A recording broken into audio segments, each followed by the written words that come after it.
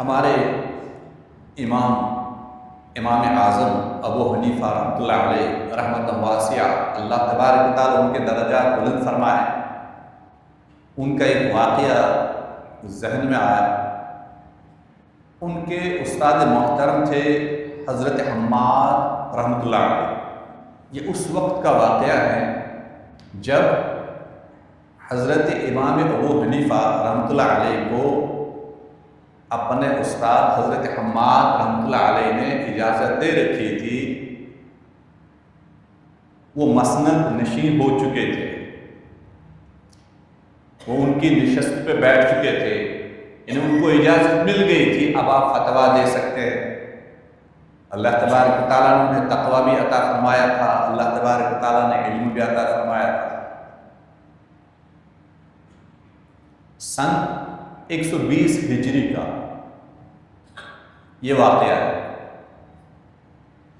نبی کریم صلی اللہ علیہ وسلم کے دور کے قریب کا واقعہ ہے۔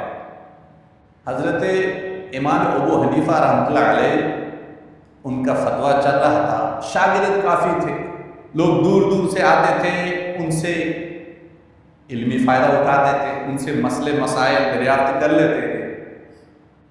امام صاحب رحمۃ اللہ علیہ کی والدہ ماجدہ جو تھی وہ بزرگ تھی، عمر رسیدہ تھی، بڑھاپے کو پہنچ چکے تھے۔ بیٹا کتنا بھی بڑا ہو لیکن ماں کی نگاہوں میں وہ بیٹا ہی رہتا ہے۔ تو امام اعظم ابو حنیفہ رحمۃ اللہ علیہ کا اصل نام جو تھا وہ تھا حضرت نعمان۔ تو ماں جب امام ابو حنیفہ کو پکارتی تھی تو کہتی تھی نعمان ادھر آ۔ لوگوں کی نگاہوں میں تو وہ امام اعظم تھے لیکن ماں کی نگاہ میں تو بیٹے تھے۔ تو کبھی ماں کو کوئی دینی مسئلہ دریافت کرنا ہوتا تھا، وہ امام ابو حنیفہ رحمۃ اللہ علیہ سے فرماتی تھی نعمان ادھر آؤ۔ امام صاحب آتے تھے ماں کے سامنے،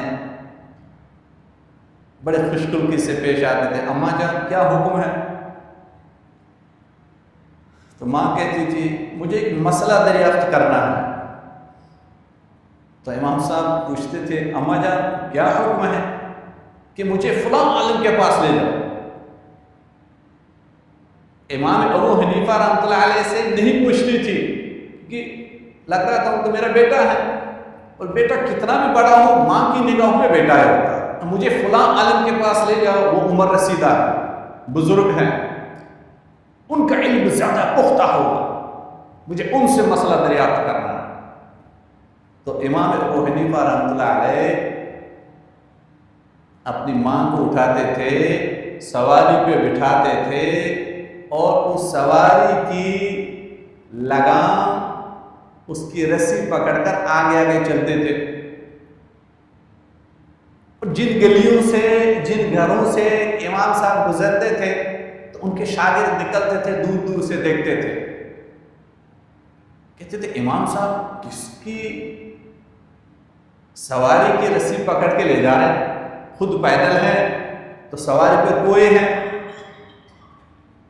تو پھر جب اس بزرگ کے پاس پہنچتے تھے جس کا تذکرہ ان کی والدہ محترمہ کرتے تھے کہ نعمان مجھے فلاں کے پاس لے جاؤ، ان کا علم پختہ ہوگا، مجھے ان سے ایک دینی مسئلہ دریافت کرنا، تو امام صاحب وہاں پہنچتے تھے۔ پہنچنے کے بعد دروازہ کھٹکھٹا کر ان کے پاس جب جاتے تھے، ان بزرگوں کے پاس، پھر ان سے مسئلہ دریافت کرتے تھے، میری ماں آئی ہے آپ کے پاس اس مسئلے کے سلسلے میں، یہ دینی مسئلہ دریافت کرنا ہے۔ تو بسا اوقات کیا ہوتا تھا، جن کے پاس جاتے تھے ان کو اس مسئلے کا جواب معلوم نہیں ہوتا تھا، تو امام صاحب چپکے سے ان کو بتاتے تھے اس مسئلے کا جواب یہ ہے، میری امی جان ذرا اونچا سنتی ہیں، ان کو آپ تھوڑی بلند آواز سے اس مسئلے کا جواب دے دو۔ وہ بزرگ تو امام صاحب سے کہتے تھے کہ ہم سب تو آپ سے مسائل دریافت کرتے ہیں، آپ امی جان کو ہمارے پاس کیوں لے آئے؟ آپ ان کو گھر میں ہی اس مسئلے کا جواب بتا دیتے۔ تو امام صاحب نے کبھی بھی اپنی ماں سے یہ نہیں کہا امی جان لوگ تو مجھ سے دریافت کرتے ہیں، آپ کیوں کہتی ہو مجھے وہاں لے جاؤ؟ تو جب وہ بزرگ پوچھتے تھے حضرت آپ ان کو ادھر ہی بتا دیتے، اتنے دور ماں کو لے کر آئے؟ تو امام صاحب فرماتے تھے میری ماں کی خوشی ہی اسی میں تھی، میں نے ماں کے سامنے اپنی زبان کھولنے کی جرت نہیں کی، میں ماں کو لے آیا ادھر، ان کی دلی خواہش تھی آپ سے مسئلہ دریافت کرنا، اس لیے میں نے ماں کی یہ خواہش پوری کرنے کی بھرپور کوشش کی۔ اللہ تعالیٰ اس میں بھی اجر عطا فرمائے۔ معاشرہ اسی طرح بنتا ہے۔ آج ہم اپنے گھروں میں ہم کبھی بھی یہ کوشش نہیں کرتے ہمارے اخلاق کی وجہ سے ہمارے اہل خانہ ہمارا گرویدہ بن جائے۔ ہم زور کے ذریعے سے اپنے بیوی بچوں کو دبا کے رکھنے کی کوشش کرتے ہیں، لیکن اپنے اخلاق کو درست کر کے، اپنے کردار کو ٹھیک کر کے ان کو اپنی طرف مائل کرنے کی کوشش نہیں کرتے۔